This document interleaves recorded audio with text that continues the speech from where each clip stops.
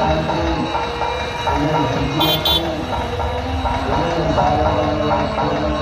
अभिनंदन करना चाहता हूं इस अवसर पर हमारे विधायक डॉक्टर योगेश पंडाग्रे जी का, दीदी गंगा उइके जी का, कि ये रोड जो है केरिया से भोपाली तक की रोड जो है वो बजट में स्वीकृत हो चुकी है।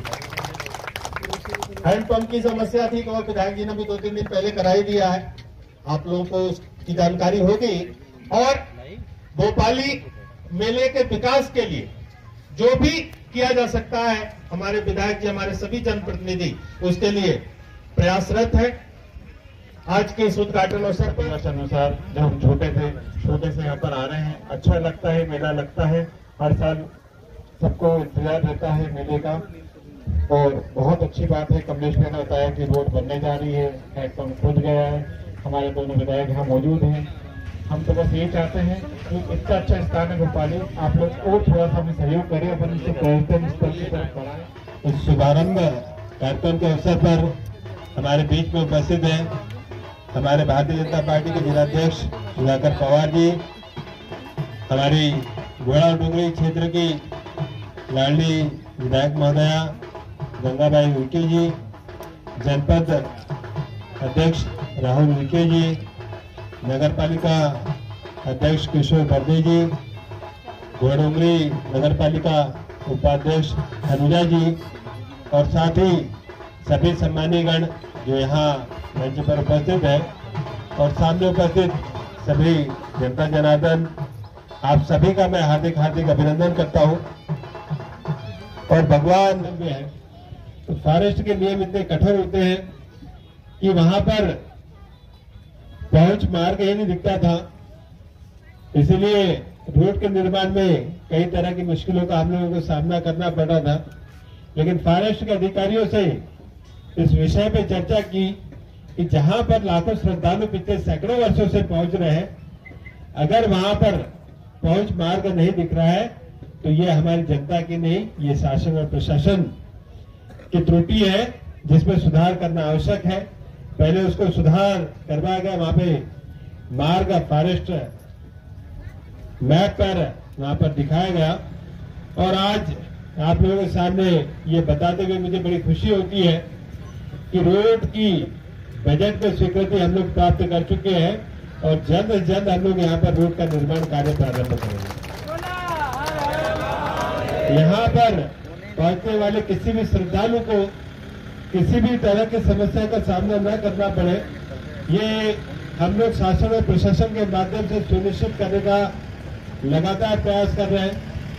और साथ ही अभी जो बीच में पानी की परेशानी थी, 2 दिन पहले भी हम लोगों ने यहाँ पर हैंडपंप खनन करवा कर जो हमारे श्रद्धालुगण यहाँ पर उपस्थित होने वाले हैं, जो हमारा भंडारा कार्यक्रम, यहाँ पर का भंडारा भी बड़ा प्रसिद्ध है, कई संस्थाएं यहाँ पर उपस्थित होकर और कई हमारे श्रद्धालुगण यहाँ पर उपस्थित होकर भंडारे का भी आयोजन करते हैं, और उनको भी किसी तरह की यहाँ पर असुविधा न हो, पानी की कमी न हो, उसके लिए भी हम लोग पूरी व्यवस्थाओं का निर्माण कर रहे हैं। और अभी जो एक विषय की ओर पूरे क्षेत्र की जनता का मैं ध्यान आकर्षित करना चाहूंगा कि ऊपर के मंदिर में कुछ दरार आ रही है। शासन प्रशासन का आप सभी से निवेदन है कि वहां पर ऊपर पहुंचना थोड़ा मुश्किल होगा, कहीं कोई बड़ी घटना न घट जाए, तो एलईडी के माध्यम से बाहरी दर्शन की व्यवस्था सभी श्रद्धालुगण के लिए की गई है। तो हम लोग स्थिति को थोड़ा सा ध्यान में रखते हुए शासन और प्रशासन के साथ समन्वय बनाते हुए सभी श्रद्धालुगण भगवान भोले का आशीर्वाद थोड़े दूर से प्राप्त करेंगे। और जितने भी यहाँ पर श्रद्धालुगण यहाँ पर पहुँचते हैं और जो भी लोग अपनी पूरी आस्था और विश्वास के साथ भगवान भोले का आशीर्वाद प्राप्त करने आते हैं, तो भगवान भोले से भी उनके लिए प्रार्थना करता हूँ कि भगवान भोले इस क्षेत्र में उन सभी को अपना भरपूर आशीर्वाद दे। इसके अलावा भी इस क्षेत्र में कई तरह के जो छोटे मोटे निर्माण कार्य भी, चूंकि फॉरेस्ट का क्षेत्र आता है उसके कारण प्रतिबंधित है, उसके लिए भी मैंने विधानसभा में इस चीज के लिए बात रखी थी कि इस क्षेत्र में सामुदायिक अधिकार पत्र यहाँ पर दिया जाए उनको, और लगभग जो 3.5 हेक्टेयर की जमीन है वो सार्वजनिक कार्यों के लिए राजस्व विभाग को हस्तांतरित की जाए, ताकि हमारे जो श्रद्धालुगण यहाँ पर आते हैं उनको बेहतर व्यवस्था यहाँ पर हम लोग प्रदान कर सके। उस पर भी मेरी लड़ाई आप सब लोगों के साथ जारी है। जल्द ही हम लोग उनसे फॉरेस्ट से जमीन लेकर यहाँ पर हम लोग हमारे निर्माण कार्य में प्रारंभ कर सके और मेले को और व्यवस्थित कर सके, इसके लिए भी हम लोग प्रयास कर रहे हैं। आप सभी जो यहाँ पर उपस्थित हैं, आप सभी का मैं बहुत बहुत धन्यवाद देता हूँ। जनपद को मैं बहुत धन्यवाद देता हूँ, हमारी गंगा भाई को भी मैं बहुत धन्यवाद देता हूँ कि जिन्होंने अपने पूरे प्रयास के साथ इस मेले को व्यवस्थित करने का काम किया, श्रद्धालुगण को किसी तरह की परेशानी न हो, उसके लिए सबने मिलकर प्रयास किया। उसके लिए मैं बहुत धन्यवाद देता हूँ और सभी पर भगवान भोले का आशीर्वाद भरपूर बना रहे, मैं भगवान से प्रार्थना करता हूँ। जय हिंद, जय भारत। आज महाशिवरात्रि के पावन अवसर पर हम लोग सभी यहाँ एक दिवस पहले मेले का शुभारंभ करने के लिए यहाँ उपस्थित हुए हैं। इसमें हमारे बीच में हमारे बैतूल जिले के भारतीय जनता पार्टी के एसएससी मंडल अध्यक्ष भाई सुधाकर पवार जी हमारे बीच विराजमान है। उनका जोरदार करतब ध्वनि से आप लोग स्वागत करेंगे। मेरे एक आग्रह पर वो आए हैं, इसलिए मैं उनका बहुत बहुत धन्यवाद ज्ञापित करती हूँ। इसी के साथ हमारे बीच में इस विधानसभा क्षेत्र के यशस्वी विधायक 2 बार के विषम परिस्थिति में हमारे एक ही विधायक के उस समय ऐसे हमारे योगेश भैया, उनके लिए जोरदार ताली बजाएंगे। इसी के साथ हमारे बीच में हमारे घोड़ा डोंगरी जनपद के सम्मानीय अध्यक्ष भाई राहुल उइके जी हमारे बीच विराजमान है, उनका भी स्वागत वंदन अभिनंदन।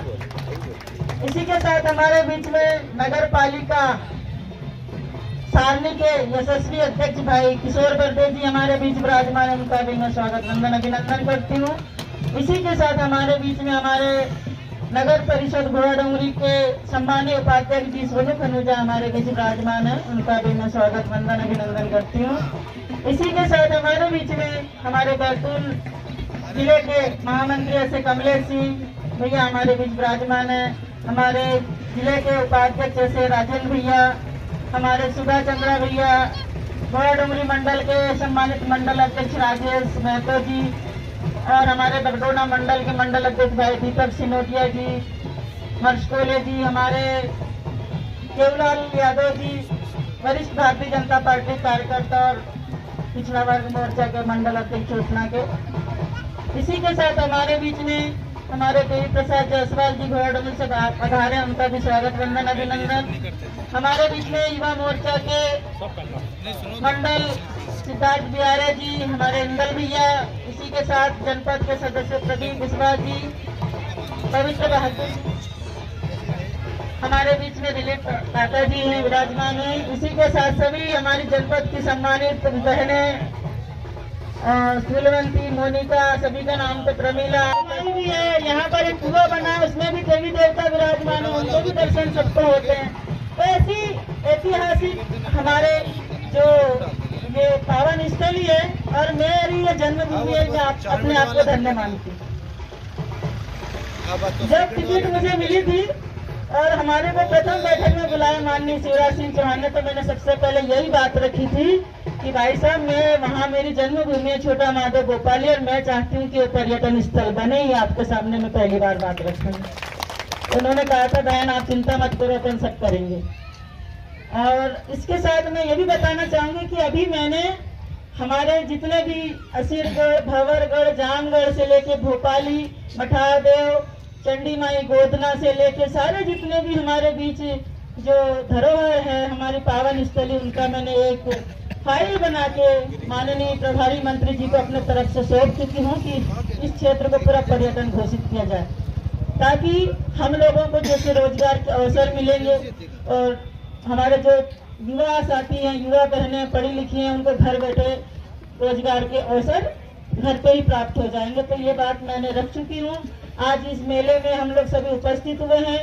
आप सब देख रहे हैं कि हमारे में कहते हैं कि ये पोहा निकलता है और हमारे देवी देवता आते हैं और नदी देनवा नदी में पानी लेते हैं, स्नान करते हैं।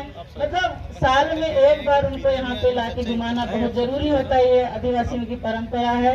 और जैसा कि महाशिवरात्रि में शिव पार्वती का विवाह होता है, तो आप सब देख सकते हैं कि आदिवासी समुदाय किस प्रकार आस्था के केंद्र में डूबा होता है। और इतने भव्य गाजे बाजे के साथ मतलब 3 दिन यहाँ पे रहेंगे, उनका विवाह संपन्न करा के और अगले दिन फिर अपने घरों को प्रस्थान करते हैं। साथ में होली भी जला के जाएंगे, आने वाले समय होली जलेगी।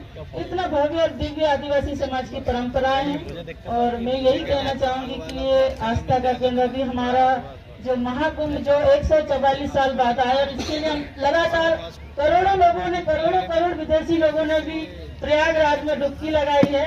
तो 26 का रात्रि है, अमावस की रात्रि, तो यहाँ पे भी वही महाकुंभ होगा, वही देव पानी लेंगे।